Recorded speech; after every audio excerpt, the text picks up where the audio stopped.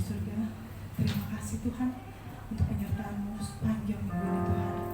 Tuhan, kalau sebentar mulai ibadah kami, kiranya Tuhan pimpin ibadah kami dari awal, pertengahan hingga akhir. Biar hanya nama-Mu yang kami muliakan.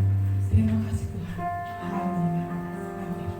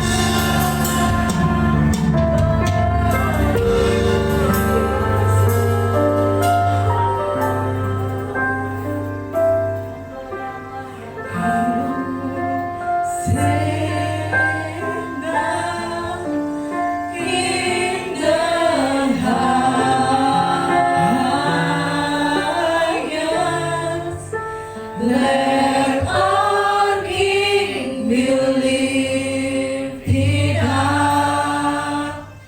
Hosanna.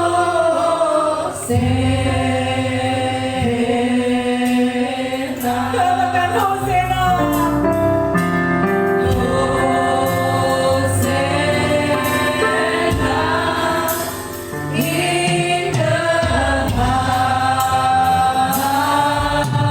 highest. Let our King be lifted up.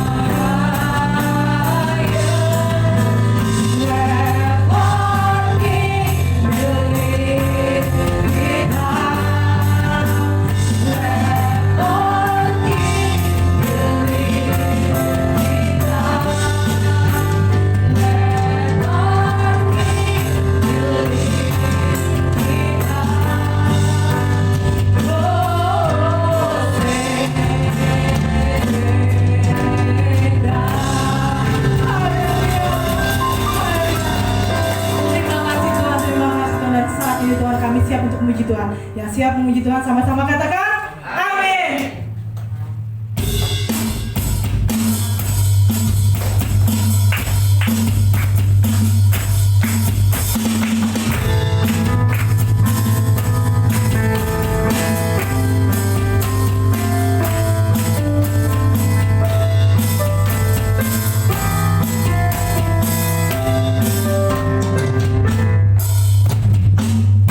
Meskipun musuh di depan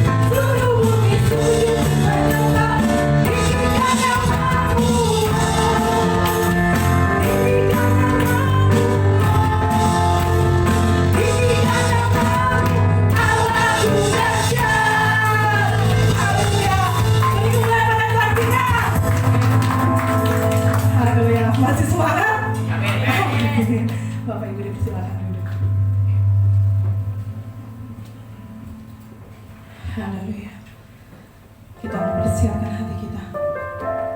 Kita mendengarkan sebagian firman Tuhan yang akan disampaikan oleh hamba-Nya. Bapa di surga, biarlah firman yang akan Kau sampaikan melalui hamba-Mu Tuhan menjadi rema dalam hidup kami Tuhan. Buka hati dan pikiran kami untuk menerima terang yang sesungguhnya. Haleluya. Amin.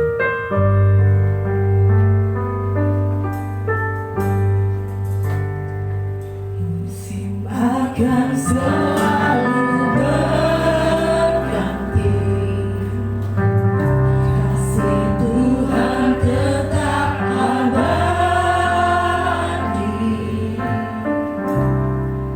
tak akan berubah sampai selamanya. Ku tetap percaya, ku yakin Tuhan memberkati, ku yakin Tuhan melindungi,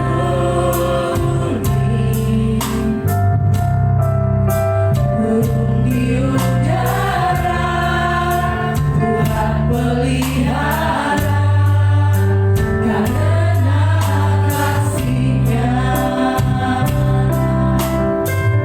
Tuhan selalu menolongku,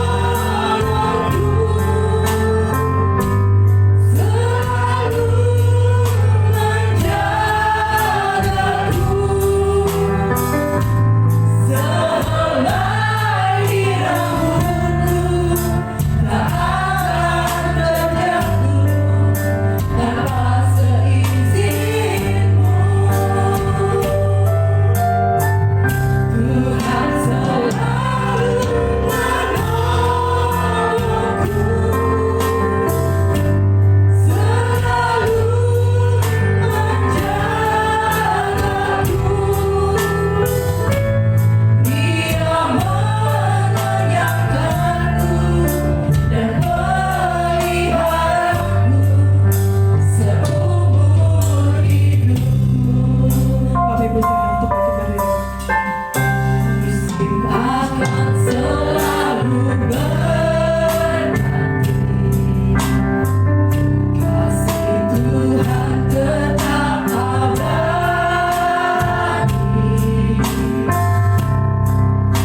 akan berubah sampai selamanya. Ku tetap percaya, ku yakin Tuhan memberkati, ku yakin Tuhan melindungi,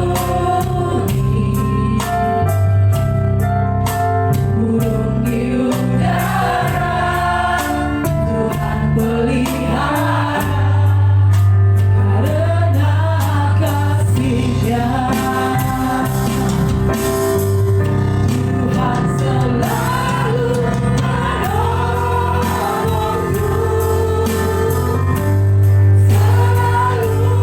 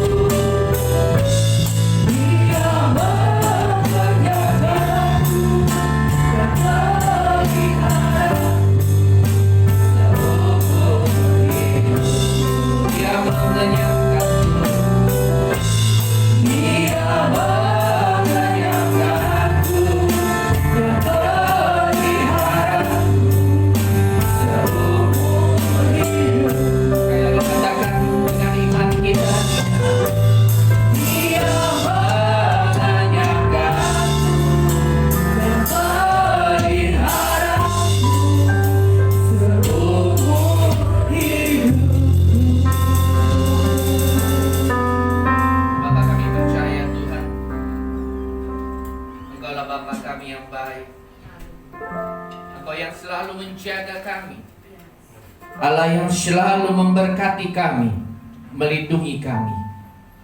Engkau tidak akan pernah membiarkan kami berjalan sendirian.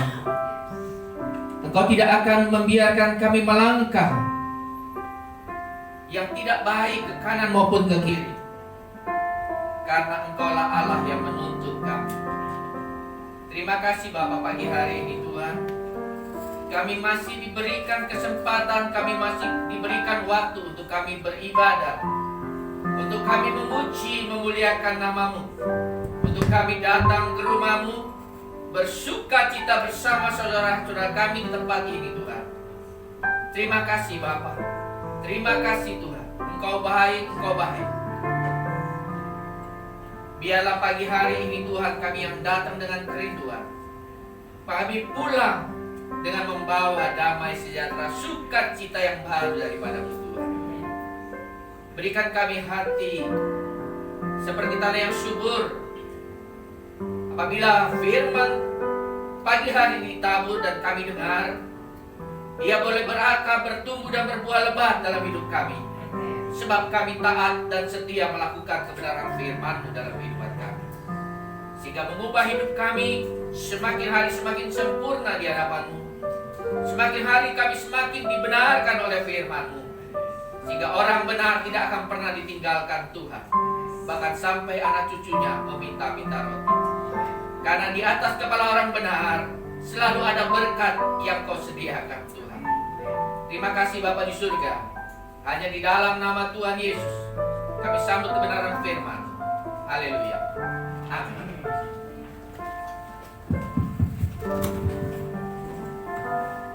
Halo? Ya, oke. Mau duduk? Silakan. Bisa di sini ya. Tapi WL mesti bantu saya ya.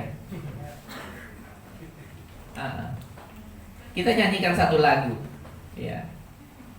Boleh musik baliklah. Ya, WL aja. Saya pinjam WL aja. Ya, singer mau nggak usah. Ya, WL aja. Kita percaya ya. Baterainya habis loh.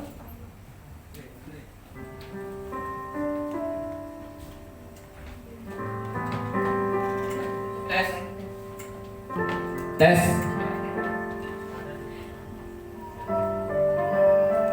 Lagu terakhir mengatakan burung di udara Tuhan pelihara, betul? Apalagi kita manusia, kita ciptaan Tuhan yang diciptakan serupa dan segambar dengan Dia. Masa Tuhan gak pelihara kita? Amin. Ya. Tetapi ada bagian yang harus kita lakukan, ya, agar Tuhan benar-benar memelihara, menjaga dan melindungi kita dengan baik. Amin. Ya, yaitu ada satu lagu, ya.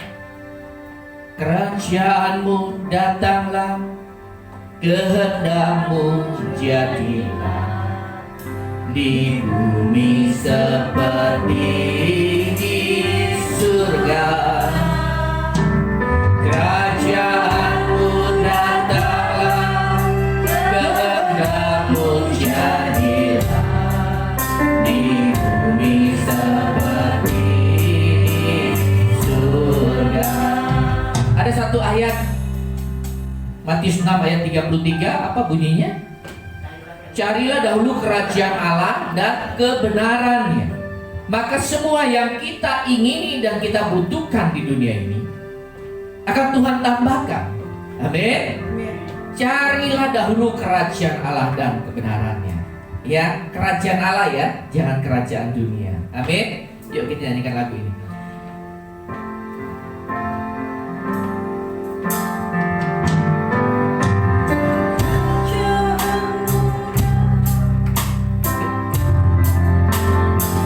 Yang bisa yuk nyanyi. Di bumi seperti di surga, kerajaan-Mu datanglah, kehendak-Mu jadilah di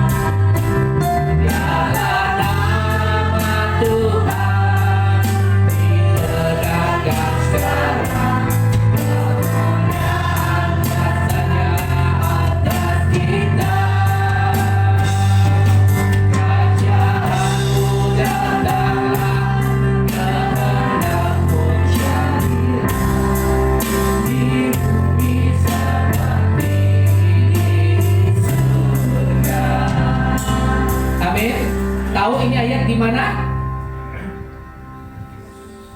Matius berapa? Lihat tuh. Ya. Kitab ini lagu ya. Kerajaanmu datanglah, kehendakmu jadilah di bumi seperti di surga. Kerajaanmu datanglah, kehendakmu jadilah di dalam kehidupan kita seperti di surga. Amin. Kalau kerajaan Allah datang di dalam kehidupan kita, selesai persoalan kita. Amin. Apapun persoalan kita, kalau kerajaan Allah, yang di kerajaan Allah tidak ada sakit penyakit, tidak ada kesulitan, tidak ada suka, tidak ada duka cita. Itu ada di dalam kehidupan kita, di dalam muka bumi, bahkan di bumi ini selesai. Kenapa? Karena yang kita cari adalah kerajaan surga. Amin. Kenapa kita hidup? Kenapa kita mau melayani? Kenapa kita mau berbakti? Kita mau beribadah? Kita mau baca firman? Kita mau hidup benar. Kenapa? Karena yang kita cari adalah kerajaan surga. Amin. Cuma persoalannya kita masih hidup. Itu impian kita. Impian orang percaya adalah kita masuk dalam kerajaan surga. Impian kita. Karena kita tahu di kerajaan surga tidak ada kesedihan, tidak ada sakit penyakit, tidak ada penderitaan, tidak ada kemiskinan. Itu yang kita uber, itu yang ingin kita capai. Amin. Nah, persoalannya kan kita masih hidup di dunia ini, tetapi Yesus mengatakan kita bawa kerajaan surga. Kita undang kerajaan surga untuk datang dalam kehidupan kita, untuk datang ke dalam rumah tangga kita, untuk datang ke dalam pekerjaan kita, bahkan untuk datang di dalam dunia ini. Kalau kerajaan Allah ada di dalam kehidupan kita, maka kita hidup seperti di dalam surga. Amin. Kita nyanyikan lagu ini sekali lagi ya, sebelum kita baca firman ya. Kerajaanmu datanglah, kehendakmu jadilah di bumi seperti di surga. Kerajaanmu datanglah, kehendakmu jadilah di bumi seperti di surga.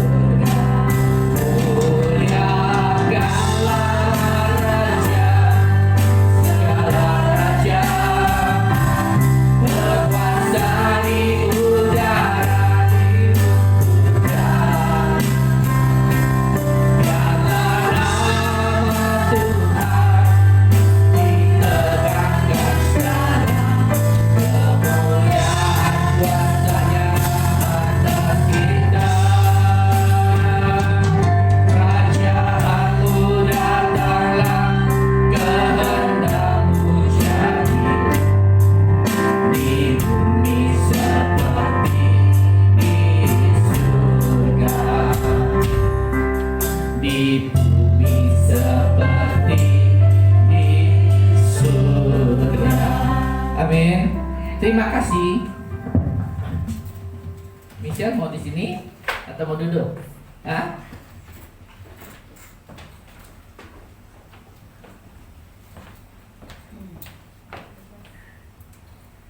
Saya panggil lagi nggak apa-apa kan? Boleh duduk.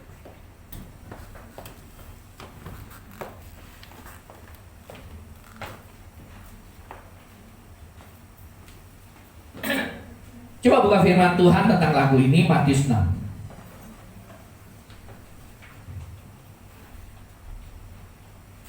Sama-sama kita baca firman Tuhan ya.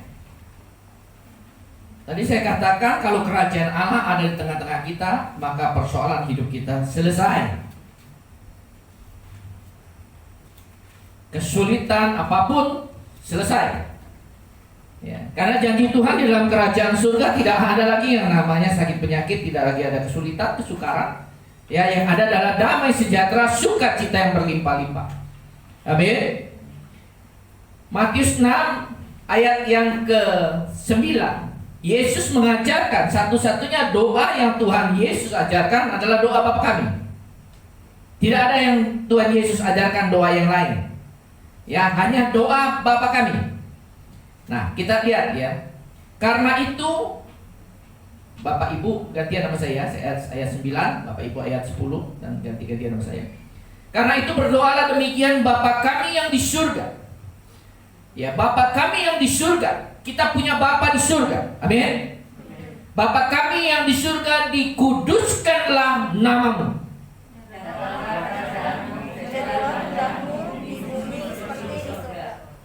Berilah kami pada hari ini makanan kami yang secukupnya. Dan ampunilah kami kesalahan kami, seperti kami juga mengampuni orang yang bersalah kepada kami. Dan janganlah membawa kami ke dalam pencobaan, tetapi lepaskanlah kami daripada yang jahat. Karena Engkaulah yang mempunyai kerajaan dan kuasa dan kemuliaan sampai selama-lamanya. Amin. Yesus, ya, dia tidak pernah berdusta. Ya, manusia bisa berdusta. Tapi Yesus adalah orang yang manusia, 100% manusia dan 100% Allah. Hidupnya penuh dengan kasih. Hidupnya penuh dengan kebenaran. Kalau dia tidak memiliki kasih, dia tidak mungkin turun ke dunia untuk berkorban untuk Bapak, Ibu, dan saya. Dia mau menderita karena bukti dia mencintai kita semua. Amin. Nah, dia mengajarkan kita, muliakanlah Raja di atas segala raja. Amin. Makanya doa Bapa kami, Bapa kami yang ada di surga, ya, dimuliakanlah namamu. Jangan dalam berdoa kita minta dulu. Ingat, Tuhan Yesus mengajarkan kita panggil Bapa kita di surga, kita muliakan namanya, baru kita minta kepada Bapa. Ya, Yesus tidak pernah berbohong bahwa ini main-mainan enggak. Ayat yang 10, datanglah kerajaanmu. Yesus mengajarkan kepada kita untuk minta kepada Bapa, Bapa, datanglah kerajaanmu. Jadilah kehendakmu di bumi seperti di surga. Kehendak Bapa apa? Dia pengen memberkati kita. Keinginan Bapa apa? Dia mau memberikan yang terbaik untuk kita. Bagaimana hal-hal yang baik yang ada yang Tuhan sediakan di dalam kerajaan surga, itu bisa kita rasakan semasa kita hidup di dalam dunia ini. Undang kerajaan surga dalam kehidupan kita. Amin. Makanya kalau kita baca tentang hal kekhawatiran, burung di udara Tuhan pelihara. Amin. Dia tidak mencari nafkah, dia tidak bekerja, tapi Tuhan pelihara. Apalagi kita, anak-anaknya. Dia selalu ingin memberikan yang terbaik. Dia ingin menjaga kita yang terbaik. Dia ingin melindungi kita, memagari kita, dan memberkati kita. Amin. Makanya firman Tuhan mengatakan, datanglah kerajaanmu ya Bapa, jadilah kehendakmu di dalam bumi ini, di muka bumi ini, jadi seperti di surga. Amin. Maka saya bilang, kalau kerajaan surga Tuhan izinkan, pada saat kita meminta kepada Bapa di surga untuk mendatangkan kerajaan Allah, kerajaan yang ada dalam kehidupan kita, dalam rumah tangga kita, akan saya kasih tahu, selesai kehidupan kita, selesai persoalan kita, apapun persoalan kita, Tuhan ada dan Dia turut bekerja untuk mendatangkan kebaikan. Amin. Bagi orang yang hidupnya benar, bagi orang yang berjalan sesuai dengan kehendak Bapa, maka kita percaya kita ada Bapa. Bapa di bumi ada, Bapa di surga kita punya. Dan kita minta kepada Bapa, datanglah kerajaanmu. Makanya sering saya ingatkan, saya kalau pagi doa, pasti saya tutup dengan doa Bapa kami. Kalau malam enggak. Saya selalu berdoa, Tuhan terima kasih pagi hari ini kita boleh bangun dalam keadaan sehat, karena Tuhan sudah menjaga dan melindungi kita sepanjang malam hingga pagi hari ini. Kita bangun dalam keadaan sehat. Saya bilang sama Tuhan, pimpin pimpin apapun kegiatan kami. Tuhan sertai, pimpin ya jemaat, pengerja seluruhnya GBA AKP. Persekutuan doa di Bandung, anggotanya semua. Keluarga saya, keluarga besar saya yang saya ingat, saya doain semua. Agar hidup kami Tuhan, hidup yang menjadi berkat, menjadi terang, menjadi garam. Ini yang saya selalu doakan setiap pagi, dan saya tutup dengan doa Bapa kami. Kenapa? Yesus mengajarkan sesuatu yang luar biasa dahsyat. Kita bisa bawa di kerajaan surga, ada di dalam kehidupan nyata kita. Ini kan yang dicari orang sebetulnya. Ya, orang mati, kita hidup, kita susah-susah, kita nggak mau berbuat dosa. Susah nggak? Susah nggak? Mengkikis kedagingan kita, keinginan daging. Susah. Kenapa? Karena yang kita uber adalah kerajaan surga. Itu nanti kalau kita sudah dipanggil, sudah waktunya sudah selesai. Tetapi ternyata Yesus nggak mau sekedar itu, bahwa kita mati masuk surga. Yesus nggak mau kita mati masuk dalam kerajaan surga, tapi selama hidup di dunia ini kita susah. Yesus nggak mau. Makanya dia mengajarkan kepada kita doa Bapa kami, undang kerajaan surga di dalam kehidupan kita. Amin. Ya, makanya kalau carilah dahulu kerajaan Allah dan hidup di dalam kebenarannya. Ya, coba buka Matius 6 ayat 33. Kita lompat. Saya baca di sini aja lah, baca situ goyang terus. Tetapi carilah dahulu kerajaan Allah dan kebenarannya, maka semuanya akan ditambahkan kepadamu. Sebab itu jangan kamu khawatir akan hari esok, karena hari esok mempunyai kesusahan sendiri. Kesusahan sehari cukuplah sehari.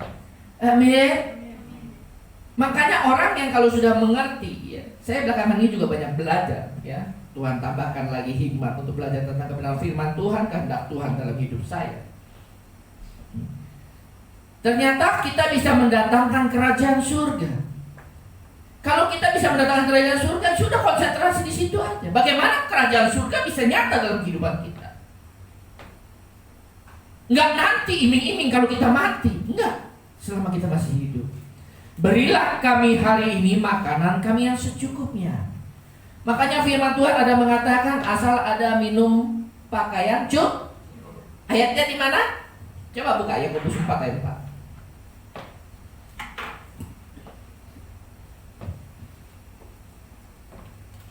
Yang udah dapat coba bacain. Yakobus 4 ayat 4. Ini nggak bisa ini diketok, mungkin langsung diam kali, goyang terus ini dia. Hah? Matius 4 Yakobus 4 ayat 4 coba.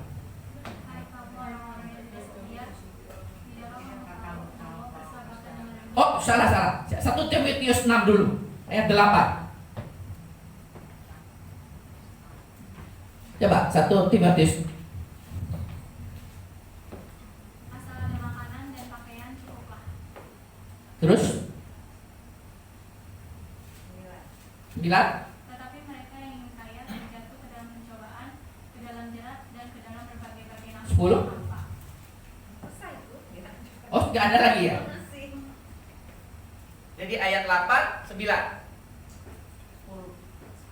10 kan ada kan? Ada. Nah, mana? Oh, 9-nya belum beres. Pakai kacamata dulu. Ayo. 9 tadi. Tetapi mereka yang ingin terjatuh ke dalam pencobaan, ke dalam jerat, dan ke dalam berbagai-bagai nafsu yang hampa dan yang mencelakakan, yang menenggelamkan manusia ke dalam keruntuhan dan kebinasaan. 10. Karena akan segala kejahatan ialah cinta uang, sebab oleh memburu uanglah beberapa orang telah menyimpang dan iman dan menyiksa dirinya dengan berbagai-bagai duka. Firman Tuhan, berikan kami pada hari ini makanan kami yang secukupnya. Waktu saya doa Bapa kami, berikan kami makanan kami secukupnya pada hari ini, rezeki pada hari ini, ya. Maka kita sudah bisa hidup di dalam damai, sejahtera, dan sukacita. Kenapa?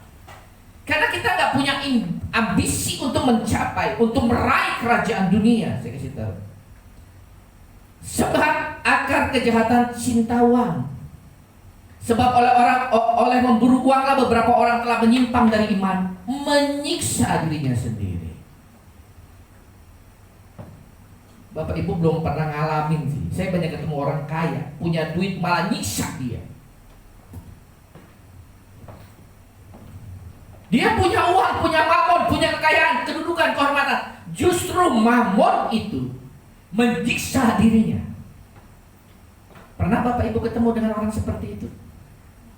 Makanya firman Tuhan menyatakan, coba ayat yang 8-nya. Asal ada makanan, pakaian, cukup. Selebihnya serahin sama Tuhan. Biar Tuhan yang menyediakan apapun yang kita perlukan. Kita ciptaan Dia. Amin. Yang penting kita jangan malas. Ya kerja. Lakukan bagian kita dengan baik dan benar. Asal ada makanan dan pakaian, cukuplah. 9. Tetapi yang mereka yang ingin kaya, pengen kaya nggak? Nah, yang lain kan sekarang kan. Kalau kemarin pengen kaya nggak pengen kaya Pak.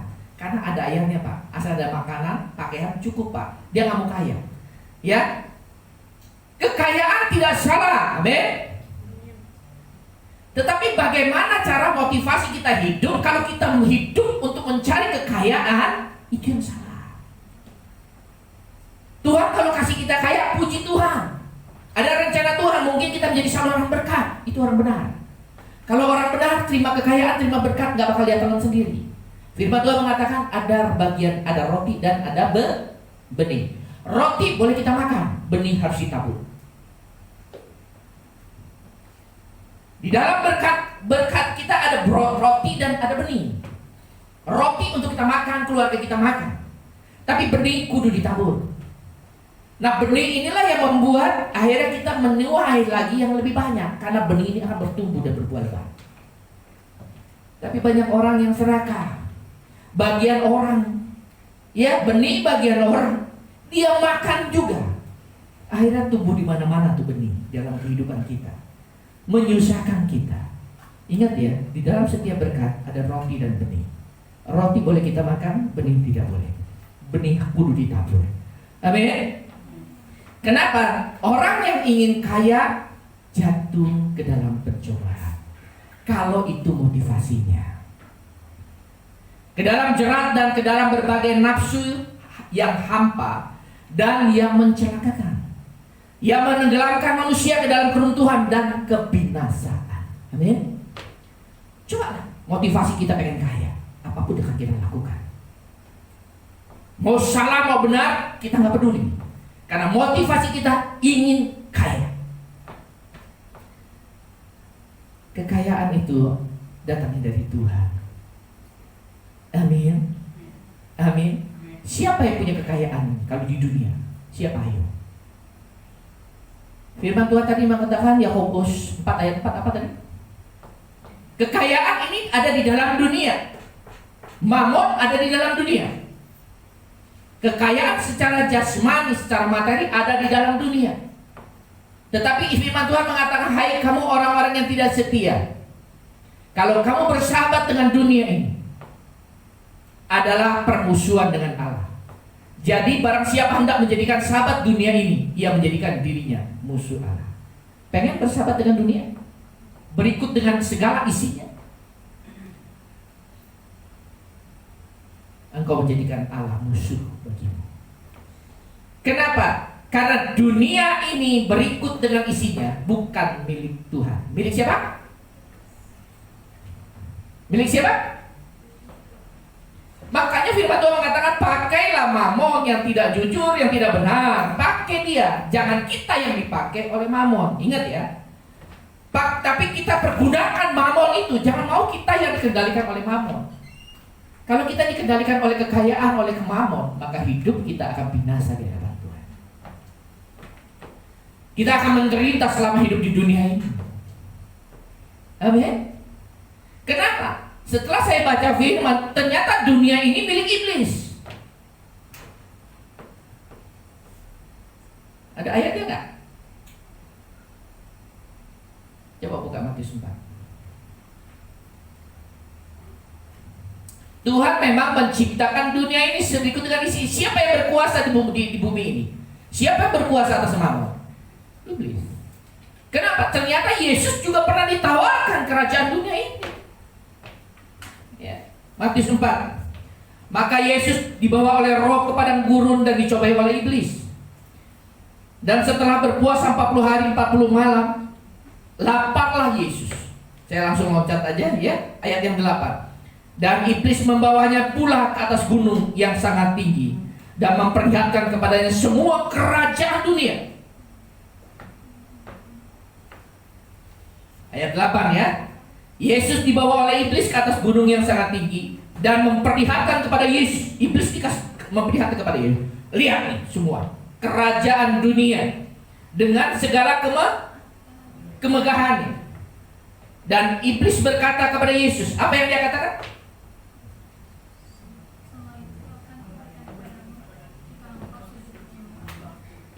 Siapa yang ngomong ini? Kalau iblis nggak merasa itu dipunya dia bisa ngomong begini nggak?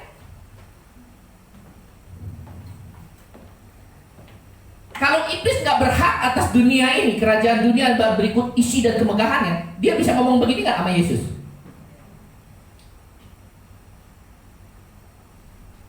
Kenapa dia bisa ngomong begini? Karena dia merasa ini adalah miliknya.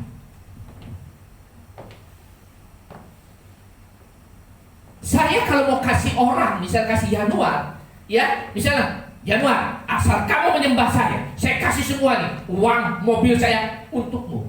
Berarti saya merasa ini adalah milik saya, betul nggak? Kalau milik Pak Parlan nggak mungkin dong saya kasih dong, betul nggak? Pasti Januar lah ngomong, ya, Pak Hendy, itu kan bukan punya Pak Hendy, punya Pak Parlan, mau bohongin saya ya, betul kan? Yesus juga bisa ngomong begitu kan? Ini milik bapak gua nih. Lu enak-enak aja mau kasih ke gua. Emang itu milik lu? Kan enggak seperti itu. Kenapa iblis ngomong seperti ini? Semua yang diperlihatkan kepada Yesus akan kuberikan kepadamu jika engkau sujud menyembah. Kerajaan dunia itu milik iblis. Makanya kalau orang yang mengerti ini akhir zaman, saya sedih sekali ya, banyak sekali sekarang gereja-gereja termasuk hamba-hamba Tuhan ya, lagi heboh teologi kemakmuran ya. Saya bukan anti teologi kemakmuran ya, bahkan di sini saya pernah katakan, pengen kaya enggak Pak? Gimana enggak pengen kaya? Gimana ruko bisa dibeli? Betul nggak?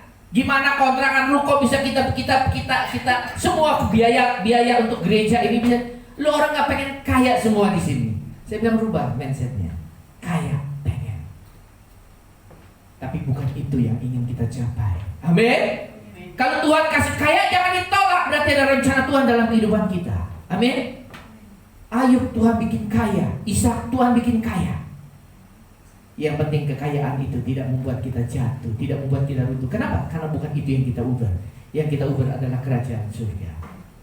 Bonusnya kalau Tuhan kasih kita kedudukan, kehormatan, kemuliaan, dan kekayaan, kita akan pakai untuk kemuliaan kerajaan surga. Amin. Jangan dirubah.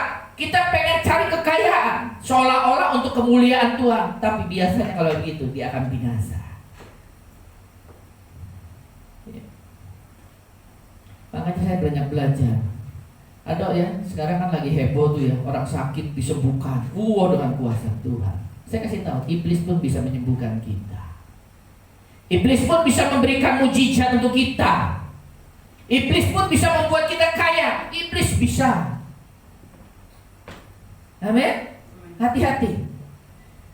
Di akhir zaman banyak nabi palsu. Bagi orang yang tidak mengerti firman, akan kena aja. Kena tipu muslihat iblis. Akhirnya nanti kita dituntun oleh iblis masuk ke jurang bawah. Tetapi bagi orang yang belajar, mengerti tentang kebenaran firman Tuhan, tidak bisa. Karena firman Tuhan mengatakan akhir zaman banyak iblis-iblis palsu. Dia ada di mana? Di mimbar, di tempat yang maha kudus. Gereja kita tahu kalau mimbar ini adalah tempat yang kudus, dia ada di sini. Bapak Ibu tidak bisa membedakan mana nabi palsu, mana yang bukan. Kenapa? Karena semuanya pakai nama Yesus. Dia khotbah firman pakai nama Yesus. Tetapi yang kita bisa lihat dari ujungnya, dari buahnya lah kita bisa tahu ini nabi palsu atau nabi asli. Dari buahnya. Kalau buahnya dia berbicara tentang kerajaan dunia, bukan dari Tuhan. Tetapi kalau ujungnya yang dia bicarakan adalah kerajaan surga, itulah yang dari Tuhan. Kalau di si mimbar ujungnya duit. Pada firman Tuhan mengatakan engkau bersahabat dengan dunia ini. Engkau bersahabat dengan dunia ini berikut dengan isinya semua dengan kemegahannya. Engkau menjadikan Allah musuhmu. Engkau bersahabat dengan kekayaan. Engkau bersahabat dengan kekuasaan, kehormatan. Engkau menjadikan Allah musuh dalam hidupmu. Hati-hati. Amin. Kerajaan dunia tidak bicara makan, minum, pakaian. Ya, kerajaan dunia tidak bicara makan, minum, pakaian. Kerajaan dunia bicara tentang apa? Loh, lupa ya. Ingat, iblis berkata, sebab itu akan kuberikan kepadamu jika engkau sujud menyembah aku. Iblis yang menjanjikan Yesus kerajaan dunia berikut semua dengan kemegahannya. Dia akan berikan kepada Yesus kalau Yesus menyembah dia. Tapi Yesus lawannya dengan apa? Dengan firman. Ada tertulis. Makanya kudu ngerti firman. Supaya jangan ditipu. Ini tipu nggak? Enak kan? Waduh, dikasih dunia ini. Kerajaan dunia dikasih. Kemegahannya dikasih. Semua untuk Yesus. Cuman satu kok syaratnya, nyembah dia. Anda pengen apa? Pengen kaya? Anda pengen penglaris? Anda pengen tokonya, usahanya, bisnisnya ramai diberkati Tuhan? Betul? Anda pengen sakit penyakitnya disembuhkan? Asal satu, kamu datang kepadaku, bawa syarat dan sembah aku. Ada gak dukun yang begitu? Ada gak dukun yang bisa memberikan kesembuhan? Ada gak dukun yang hebat bisa memberikan kekayaan? Nggak ada syarat yang lain, cukup menyembah. Bawa aja ayam hitam sepasang, ya, yang bulunya hitam semua, sama kembang 7 rupa. Datang sujud sembah aku, percaya sama aku, maka segala persoalanmu beres. Betul? Ada nggak? Ada nggak seperti itu? Gunung Kawi terkenal, sembah aja, kaya nggak? Tapi engkau akan binasa. Amin. Karena firman Tuhan mengatakan engkau bersahabat dengan dunia ini, berikut dengan isinya, engkau menjadikan Allah musuhmu dalam hidupmu. Kalau Allah menjadi musuhmu, jangan kau harap mati masuk surga. Karena kerajaan surga adalah milik Allah. Kerajaan surga milik Allah. Engkau bermusuhan dengan Allah, jangan harap kerajaan itu ada di dalam kehidupan nanti dan kehidupan yang sekarang. Amin. Amin. Ya. Apalagi kan dukun-dukun hebat sekarang, gak usah kerja. Ya, dia bertentangan dengan firman. Orang yang gak bekerja, gak usah dikasih makan. Tapi kerajaan dunia mengatakan begini, gak usah kerja. Pokoknya duit mengalir. Bagaimana caranya? Bini lu jagain lilin, jangan sampai mati. Dia jadi babi ngepet. Simpel kan? Syaratnya simpel kan? Engkau berbakti, engkau sujud, engkau menjadi pengikut dia, bukan pengikut Kristus. Maka engkau akan menerima kekayaan dunia ini. Amin. Nah, kita harus lawan dengan firman. ada tertulis kita harus menyembah kepada Allah yang benar.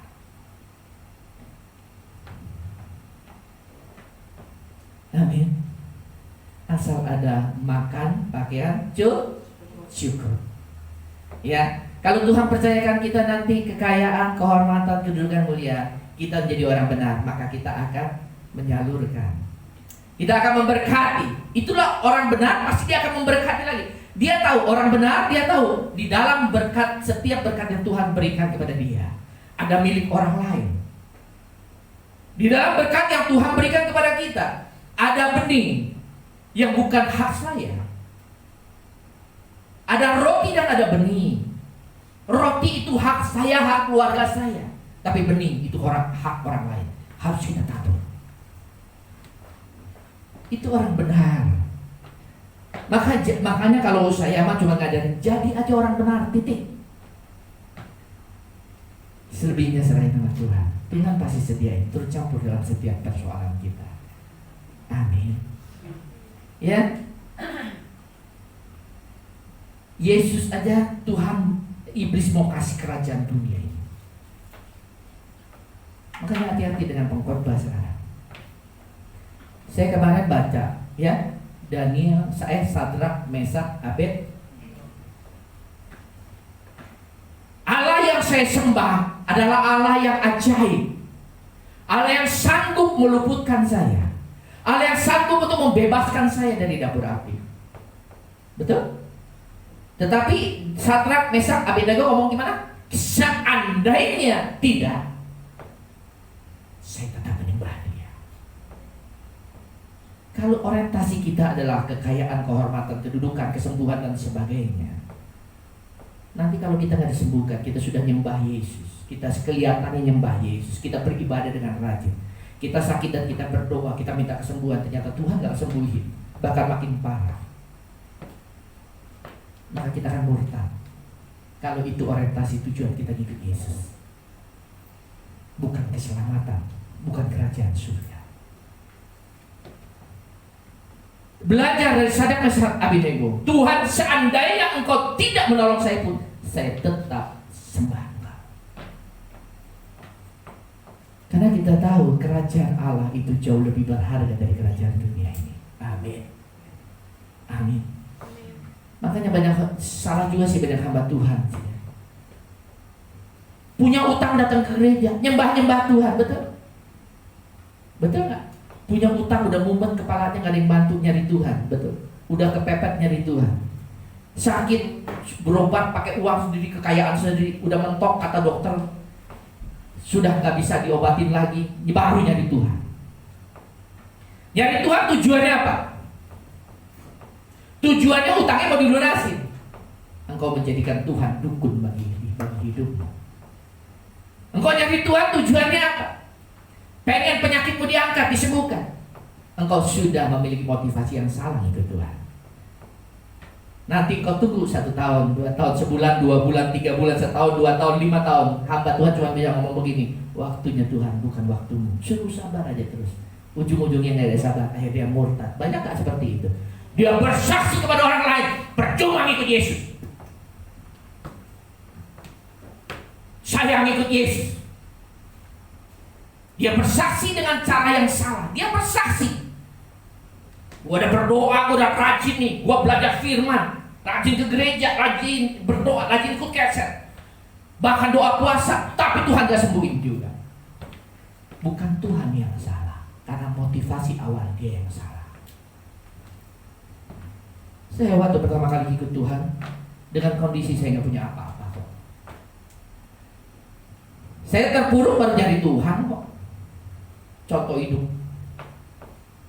Sudah jatuh ketinggal tangga, masuk selokan, kena kotoran, gak ada yang nolong. Semua gak ada yang nolong. Saudara gak ada yang nolong, orang tua gak ada yang nolong. Semua, bahkan saudara ninggalin saya. Teman-teman baik yang dulunya baik sama saya, tinggalin saya. Kenapa? Sekarang lagi susah.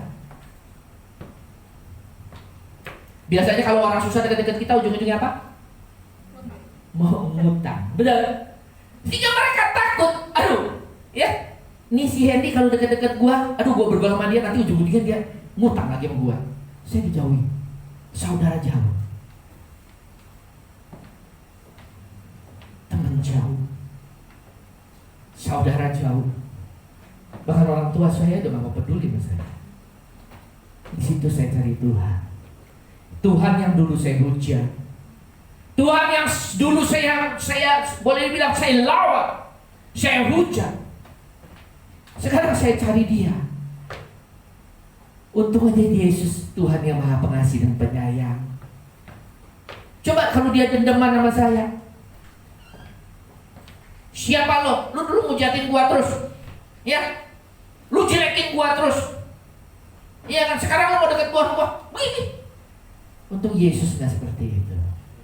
Dia tetap tangannya terbuka bagi orang-orang yang berdosa datang kepada Dia. Saya datang kepada Yesus. Apa yang saya ingin? Cuma satu, saya di hadapan Tuhan Yesus. Tuhan, saya udah capek jadi orang gak benar. Saya mau jadi orang benar, Tuhan. Itu motivasi saya. Motivasi saya saat itu cuma saya mau jadi orang benar. Bukan pengen Tuhan utang saya tolong lunasin. Penyakit saya Tuhan tolong angkat. Karena saya dulu punya migrain. Setiap hari saya kena. Tiap hari saya mengalami migrain. Migrain saya parah. Datangnya nggak ingat waktu. Mau jam 2 pagi, mau siang, mau lagi kerja, bahkan saya lagi prospek asuransi, dia datang nyerang saya. Panas dingin kayak keluar keringat dingin terus sampai kepala, sakitnya luar biasa. Dan saya harus muntah. Sakitnya luar biasa. Setiap hari saya makan Paramek dulu 3-4 biji kalau lagi nyerang. Bahkan saya pernah pengen cedotin nih kepala, ditahan sama mami saya. Saya pengen bunuh diri karena gak kuat sakitnya. Setiap sakit nyerang saya pegang dinding atau di semen, saya pegang, sakit nahan. Waktu saya mau ngikut Yesus, tidak ada motivasi Tuhan angkat penyakit saya, Tuhan lunasin utang saya, masalah ekonominya Tuhan tolong bantu saya. Enggak, cuma satu keinginan saya ikut Tuhan. Tuhan, saya capek jadi orang tidak benar, saya mau jadi orang benar. Nah, pada saat saya cari kerajaan Allah dan hidup di dalam kebenaran-Nya, maka satu persatu Tuhan tambahkan dalam hidup saya. Yang pertama kali Tuhan tambahkan adalah damai sejahtera. Dulu saya nggak punya damai sejahtera, susah, ngantuk luar biasa pun saya nggak bisa tidur, nggak ada damai sejahtera. Pikirannya ngantuk tapi pikirannya kemana-mana, muter kemana-mana. Tapi waktu saya ikut Yesus, cuma satu, saya mau cari kerajaan Allah dan hidup di dalam kebenarannya. Maka janji Tuhan digenapi dalam hidup saya. Damai sejahtera Tuhan tambahkan, kesehatan Tuhan tambahkan, masalah ekonomi Tuhan selesaikan. Satu persatu Tuhan perbaiki kehidupan saya. Satu persatu Tuhan tata dengan rapi kehidupan saya. Tetapi kalau saya mencari Tuhan supaya saya hilang nih sakit migrain saya, nanti Tuhan izinkan ini gak sembuh-sembuh, maka saya akan balik lagi, murtad lagi. Amin. Makanya jangan salah ikut Tuhan. Cari dahulu kerajaan Allah dan hidup di dalam kebenaran-Nya, dan undang kerajaan Allah itu di dalam setiap aspek kehidupan kita. Selesai kehidupan ini. Kerajaan Allah tidak berbicara tentang makan, minum, pakai. Ada nggak ayatnya? Roma 14 ayat 17 coba.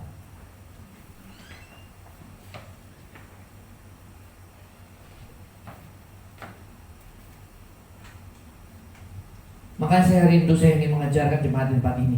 Kalian adalah jemaat yang dititipkan oleh Tuhan kepada saya. Saya harus bimbing yang benar, agar nanti tujuan firman Tuhan, tujuan visi misi gereja membawa kalian masuk dalam kerajaan surga dan menjadikan dunia ini seperti dalam surga. Karena kita undang kerajaan surga, itu akan tercapai dalam hidup ini. Firman Tuhan mengatakan, sebab kerajaan Allah bukan soal makanan dan bukan soal makan, minum, pakai. Kerajaan surga bukan soal kekayaan. Kerajaan surga itu gak bicara tentang kehormatan, kedudukan.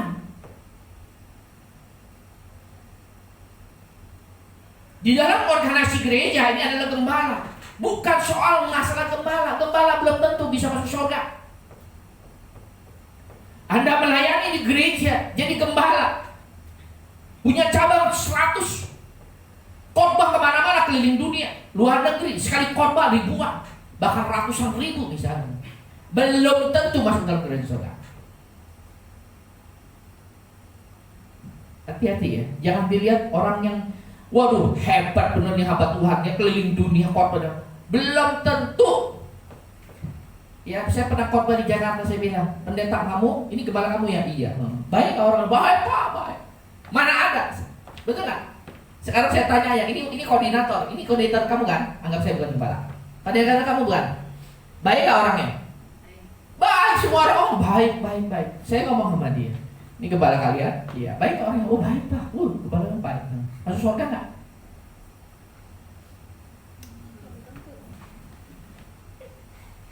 Siapa yang di sini berani? Ya nggak? Ini saatnya ini gembala di Jakarta nih. Saya tanya, baik nggak? Baik Pak. Semuanya baik. Masuk surga nggak kira-kira? Kira-kira masuk surga nggak kalau mati? Masuk Pak. Ada yang berani ngomong tuh jemaat semua tuh bahwa nggak masuk surga? Nggak ada yang berani, betul nggak? Apalagi udah ngomong baik Pak, gembala saya Pak, baik ya Pak, baik ya Pak, baik. Masuk surga nggak kira-kira kalau mati? Masuk Pak. Saya ngomong belum tentu.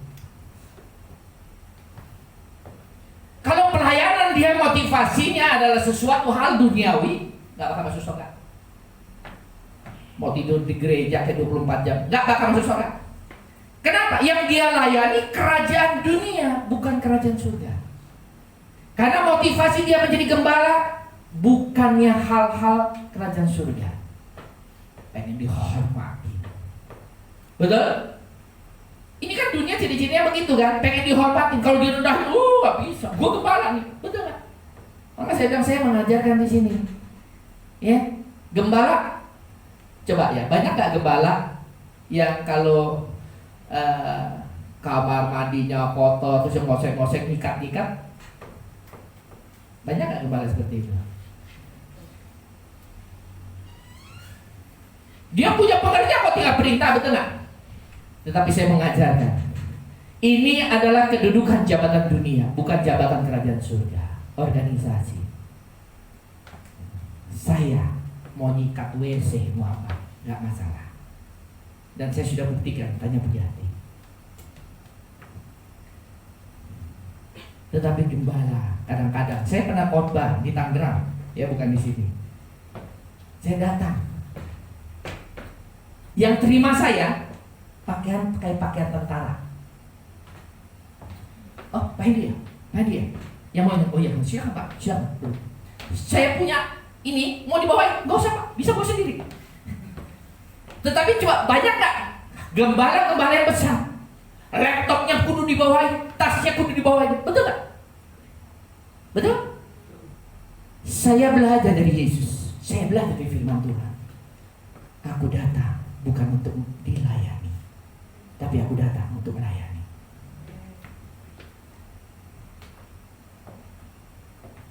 Saya dibawa ke lantai 2. Silakan duduk. Misi Pak ya. Kayak saya ini mau khotbah di mana? Tentara atau gimana nih? Iya.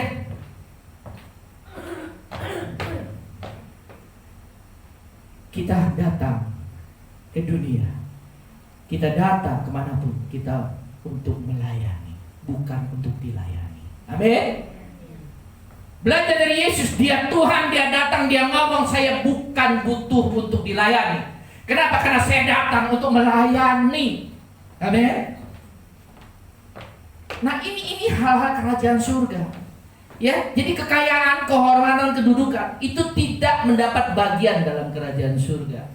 Kenapa? Punya kedudukan hebat apapun, punya kekayaan, kehormatan yang hebat sekalipun di dunia ini, engkau mati tidak akan dibawa masuk dalam kerajaan surga. Yang dibawa apa? Kebenaran.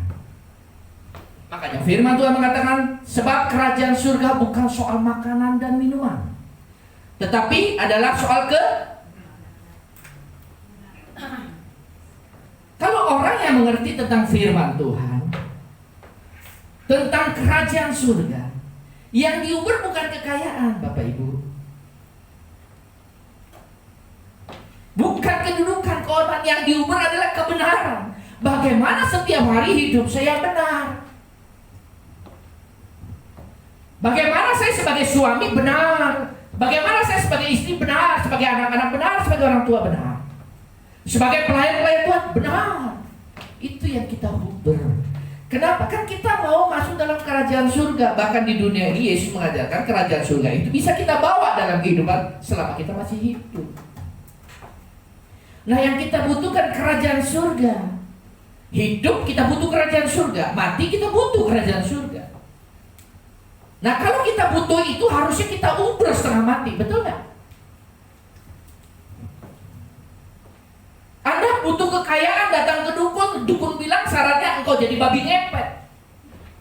Engkau lakukan itu dengan sepenuh hati, dengan setia, betul nggak? Makanya firman Tuhan, lakukan dengan taat dan setia, maka segala berkat ini akan mengikuti kamu. Tetapi kalau kita ngikut iblis, kita mau dibodohi iblis. Kita mau taat dan setia. Bahkan teman saya di Lampung cari ilmu, coba ya, cari ilmu loh. Ya, saya pernah ditawari seperti itu juga. Cuma saya bilang, kayaknya Roh Kudus masih jagain saya waktu masih nakal di Bandung, di Lampung. Tapi teman saya lakukan karena pengen punya ibu kebel. Apa syaratnya? Lu mesti mandi 7 sumur malam Jumat. Mesti 7 sumur. Di Lampung kan banyaknya sumur-sumur kan. Telanjang subuh-subuh. Pokoknya mandi di sumur 7 sumur. Baru nanti ritual terakhir. Itu aja kita lakukan. Karena apa? Kita mau pencapaian, kita mau meraih, kita mau mengubur sesuatu yang kita impikan. Kita mau berkorban, kita mau taat, kita mau setia melakukannya. Tapi sekarang saya tanya, kenapa ngikut Tuhan gak seperti itu? Padahal Tuhan itu lebih dahsyat. Iblis itu ciptaan Tuhan.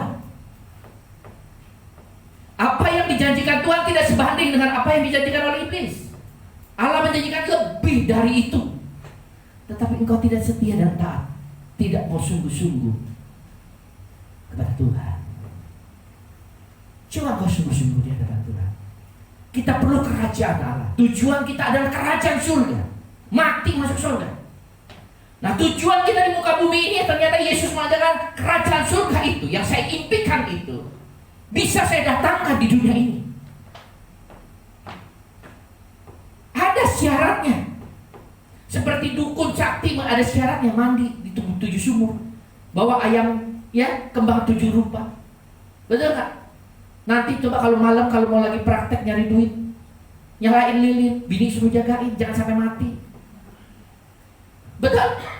Itu kita mau lakukan, tapi untuk Tuhan yang jauh memberkati kita dengan luar biasa, kita tidak mau lakukan dengan taat dan setia.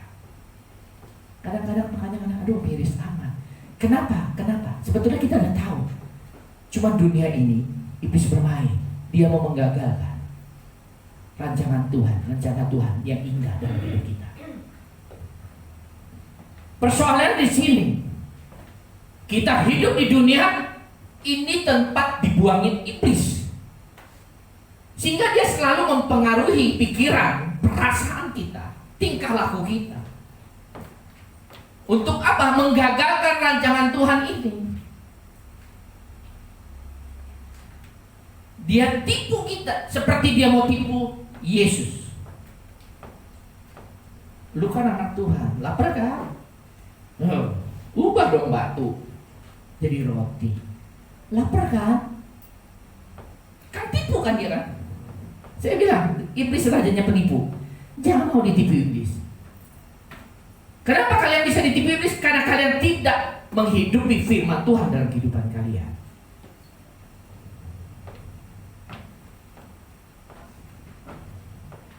Amin. Amin. Jadi kita mesti tahu ya, kita punya tujuan, raih dengan taat dan setia. Sekali lagi, kerajaan surga bicara tentang kebenaran. Ya, pokoknya segala sesuatu yang tidak benar itu bukan berasal dari kerajaan surga. Disakitin orang, dendam, benar gak? Udah itu aja kok. Roh Kudus ingetin kita kok. Dikecewain orang, disakitin orang, dijelekin orang, diomongin orang, padahal kita nggak melakukan itu. Kita difitnah orang, terus kita mau berontak, kita mau lawan dia, kita mau maki dia, kita mau marah, kita dendam. Benar gak? Kerajaan dunia bilang benar, tapi kerajaan surga bilang tidak benar. Nah, kalau sudah bicara tidak benar, tinggalkan itu. Lakukan yang benar. Yang benar apa? Ampuni dia, maafin aja. Enggak usah bela diri, nanti Tuhan juga yang bela kita. Amin. Itu orang benar. Jadi setiap tingkah laku, perkataan, perbuatan kita harus benar di hadapan Tuhan. Itulah salah satu kunci kerajaan surga. Yang kedua, ada damai sejahtera. Ada damai sejahtera dalam hidupmu. Engkau kesel sama, dendam akan kepahitan orang. Sekarang saya tanya, damai enggak? Damai enggak? Mungkin kalau orangnya sudah pindah keluar kota, damai, betul? Tetapi biasanya damainya tidak permanen, sesaat, betul? Kepergok sama dia pas kita lagi ke mall, ada dia, damai enggak? Kurang ajar tuh. Tuh, bahkan lagi jalan orang gereja, tuh, yang makan duit gua tuh, tuh, yang nyakitin gua tuh, yang fitnah gua tuh. Kita nggak damai sejahtera, amin. Nah, kalau itu masih terjadi, berarti kita belum hidup di dalam kerajaan surga. Maka saya bilang nyimpen akar kepahitan itu rugi diri sendiri. Ya. Terus kita lagi di rumah, orangnya udah di luar negeri yang bikin kita kesel. Lagi makan enak nih di restoran. Keinget, iblis kan biasa bermain di pikiran. Diingat lagi di riwayat. Ingat si Anu. Tuh dulu gini-gini. Damai gak? Makanan enak yang tadinya lahap karena di hotel bintang 7. Iblis bermain di pikiran kita. Kita ingat, nggak ada damai sejahtera. Buat apa? Yang rugi siapa? Orangnya ada di luar negeri. Dia lagi makan enak. Kita lagi susah. Kenapa? Karena kita tidak menjalankan kerajaan surga, yaitu damai sejahtera. Upper itu damai sejahtera. Segala sesuatu yang menghalangi damai sejahtera itu adalah hidup kita, buang jauh-jauh. Sampah itu. Kalau kita tahu ternyata kebencian kita kepada orang itu adalah yang membuat kita tidak memiliki damai sejahtera, mengganggu damai sejahtera kita, buang. Itu yang saya lakukan. Pernah saya bersaksi di sini kan, ada orang yang mengecewakan luar biasa. Suaminya bisa saya maafin seminggu, ya, tetapi istrinya bisa 2 bulan. Tetapi kita mesti jadi umat pemenang, Bapak Ibu. Kalau kan nanti kita bergaul sama dia, akhirnya kita punya damai sejahtera dan sukacita. Kalau sekarang saya ketemu sama dia, cekakak-cekik, damai saya, senang saya ketemu dia. Ya, Bapak Ibu kalau diutangin orang, ya waktu ngutang tuh, mana isi saya kasih ini, apa mah? Orang berhutang itu biasanya gimana? Waktu menghutang mah? Mohon. Yang kedua apa? Waktu ditagih marah-marah. Betul nggak? Orang kalau mau ngutang sama kita, kalau ngutang mohon-mohon, kalau ditagih marah-marah. Betul nggak? Yang ketiga? Dibiarin pura-pura lupa. Nah, kalau orang seperti ini, kita masukin memori kita, suatu saat iblis buterin, jengkel nggak? Jengkel, betul? Saya nggak mau dibohongin sama iblis, saya pakai firman. Duit kita duit siapa? Duit yang Tuhan titipin ke kita duit siapa sebetulnya? Berkat dari mana? Tuhan. Itu duit Tuhan, betul nggak? Duit Tuhan yang ditipu, kita yang marah-marah. Kan bodoh kita, bener nggak? Akhirnya nggak ada damai sejahtera. Kalau saya nggak mau, biarin aja. Mau bayar syukur, nggak bayar sudah. Betul nggak? Bisa nggak saya bergaul sama dia? Tanya istri saya bisa bergaul dengan dia dengan baik. Banyak nggak orang yang utang sama saya? Utang mohon-mohon, tak tolong, ditagih marah-marah. Benar, ada. Dan saya pernah minjemin orang duit segitu-segitunya. Waktu saya mau bayar kontrakan ruko saya di Bandung, kan tanya istri saya. Masih punya 2 mobil Mercy, saya minta tolong bantu karena kayaknya kurang saya bayar kontrakan toko saya kurang. Dia jual mobil satunya, saya nggak dikasih, kayaknya katanya mau bayar supplier. Saya tahu dia jual ke teman saya. Akhirnya saya ngomong lagi, tolong bantu. Ya nanti kalau ada duit gue bantu lah. Dia yang punya utang, saya yang ngemis bisa bantu. Dan yang terakhir saya bilang tolong, soalnya kayaknya kurang nih. Sampai mobil yang kedua dijual, dia tidak kasih saya. Dan akhirnya kalau saya jujur ya, kurang pasti kurang karena ada saya itu. Dan saya bayar kontrakan ruko saya memang kurang. Dan akhirnya saya untung ada tukang saya yang titip uang ke saya. Kalau nggak ada dia nitipin uang ke saya, tukang bor saya. Pak titip uangnya, dia nabung di celengan tuh, celengan pipa. Kalau udah banyak dia kumpulin titip saya, sampai banyak gitu. Akhirnya kita pakai berapa? 25 juta ya, kalau nggak salah. 25 juta untuk nambahin kontrak ruko saya. Sampai sekarang orangnya bayar nggak? Tidak bayar. Tapi bergaul akrab sama saya, akrab. Bisa nggak Bapak Ibu seperti itu? Belajar. Kalau saya bisa, berarti Bapak Ibu juga pasti bisa. Cuma Bapak Ibu nggak rela melepaskan. Kalau saya kan, biarin aja malah. Dia mau bayar ya syukur, nggak bayar sudah. Toh kita nggak susah kok. Makanya kesempatan dulu baru saya ngomongin sama apa toko sudah dan lain. Utang kan? Kita butuh duit itu nggak kecil, duit gede. Dan memang kita butuh uang itu. Pada saat kita tagih kita butuh. Tetapi dia tidak bayar, sekarang kita nggak kesulitan kan? Karena kita mau cari kerajaan Allah dan kebenaran. Amin. Tuhan tambahkan. Bukan sekedar Tuhan cukupi, tapi Tuhan tambahkan. Amin. Amin. Sampai sekarang nggak bayar, masih banyak lagi yang saya sebut. Angkanya bukannya sedikit loh, lumayan gede. Bayar nggak? Enggak. Tapi Tuhan sediakan apapun yang saya perlukan. Yang penting saya punya damai sejahtera. Amin. Dan suka cita. Kerajaan Allah itu bicara kebenaran. Yang pertama, hidup benar. Benar menurut firman. Yang kedua, memiliki damai sejahtera. Karena kerajaan Allah itu bicara damai sejahtera, bukan kekayaan Bapak Ibu. Kenapa banyak orang kaya gak memiliki damai sejahtera? Saya kasih tahu. Saya pelayani sampai sekarang, saya masih bergaul. Kemarin saya baru ngobrol sama dia, umur 79. Dan kemarin dia bersaksi tidak punya hutang sama sekali sampai sekarang. 3 tahun yang lalu hutangnya dia beresin 20%. Dia gak mau pakai uang bank. 2 tahun yang lalu dia beresin hutangnya 50%. Jadi 3 tahun yang lalu 20% hutang dia lunasi. 2 tahun yang lalu 50% hutang dia lunasi. Dia ngomong kemarin sama saya, setahun yang kemarin hutangnya dia lunasin semua. Sekarang saya hidup gak pakai hutang. Duitnya berapa? Duitnya berapa? Triliunan.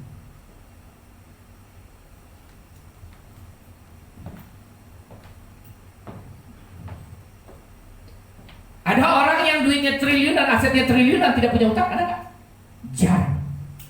Betul? Konglomerat biasanya pasti punya utang di bank. Walaupun asetnya jauh lebih besar, dia masih bisnis sampai sekarang. Tapi dia nggak mau punya utang. Saya layanin dia. Ya terakhir saya saklek sama dia dari umur 73. Saya kenal dia umur 57, sekarang umur 76. Sama saya kayak teman baik, akrab, ngomong nothing tulus saya. Dia orang kaya, orang terpandang, pengusaha aja Bandung aja hormat sama dia. Saudara apalagi, semuanya. Kadang-kadang kalau saya jalan sama dia bareng nama adiknya, saya nggak enak. Kenapa? Kita masuk restoran, kita mau makan, dia nawarin, ini mau makan apa aja? Cukup Pak, cukup Pak. Udah, kita duduk aja makan santai. Yang bayarin, adiknya ini orang kaya juga. Kok ini masih mau nambah nggak? Dia yang layan. Saya pergi sama istrinya, saya istrinya sama dia, sama supir. Naik Mercy yang 3 miliar. Istrinya sekarang sudah mulai agak sedikit enggak ada kalau dulu hormat sekali, takut sekali. Saya ngobrol sama dia berdua, dia mau ujung.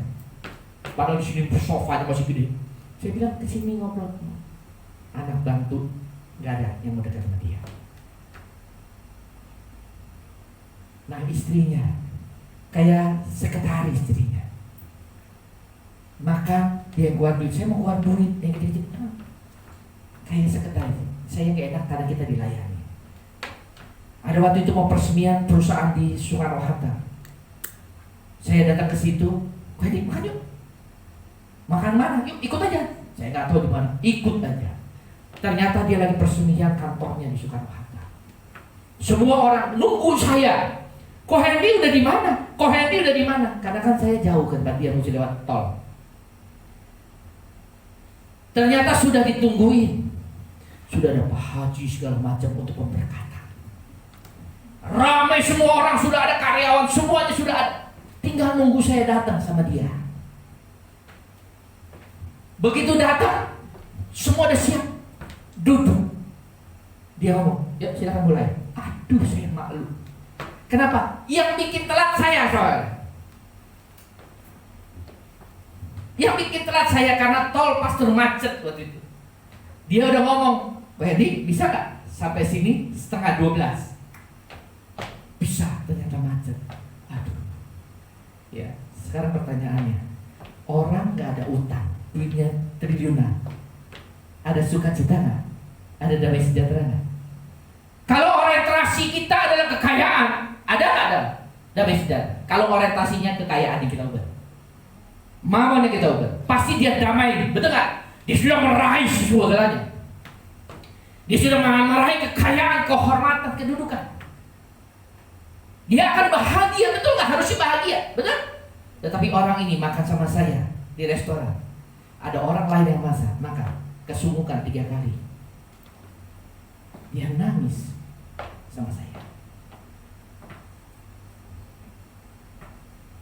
Kekayaan tidak bisa membuat kita damai sejahtera.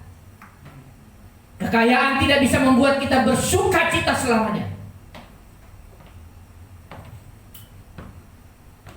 Tetapi Yesus yang kita sembah, berikut dengan kerajaan surga, Dialah yang bisa memberikan kekayaan, damai sejahtera, sukacita yang sesungguhnya.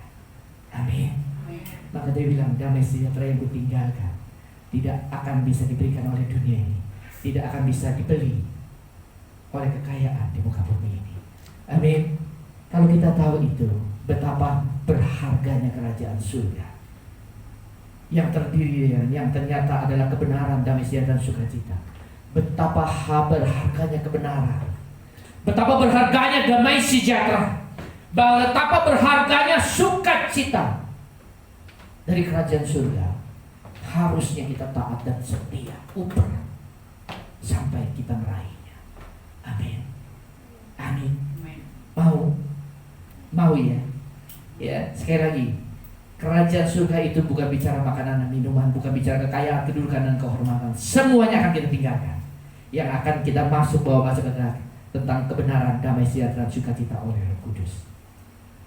Itulah yang akan kita cari. Kita akan perjuangkan semaksimal mungkin dengan ketaatan dan kesetiaan yang luar biasa. Kita akan uber itu, bukan uber kekayaan, kehormatan. Amin. Kalau Tuhan kasih kita kekayaan, kehormatan, kita akan pakai. Karena kita sudah benar di hadapan Tuhan, maka kita akan pakai hanya untuk kemuliaan kerajaan surga. Amin. Amin. Yuk saya undang WL.